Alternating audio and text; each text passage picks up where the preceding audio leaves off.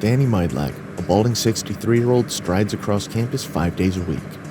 Second youngest out of 7 brothers and sisters, Danny was the first out of his family to go to college. I just remember thinking it was the most beautiful thing I'd ever seen. It was the most beautiful city in the world I could ever visit. This pretty standard average American university campus. That it was the Emerald City. Peter London, a recent transplant from McGill University, served as a full professor at the large local state college.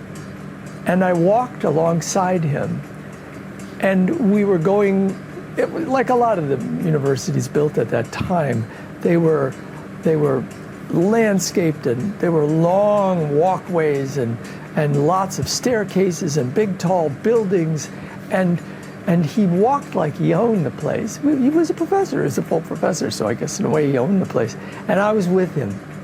Danny grew up in a tiny New England town with very little exposure to the big city. He took me to the university one afternoon. It might have been a Wednesday afternoon, about 2 in the afternoon. And it's Southeast, what back then was called Southeastern Massachusetts University, SMU.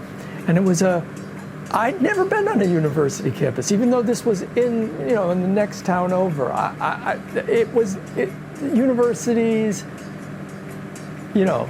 were just not part of my reality. Danny has devoted more than 25 years to serving students on college and university campuses. The closest thing I could think of is this was like I was Dorothy and I was in the Emerald City. You know that scene in The Wizard of Oz where they arrive in the Emerald City and everything's on verticals and astounding, and the people are astounding, the buildings are astounding.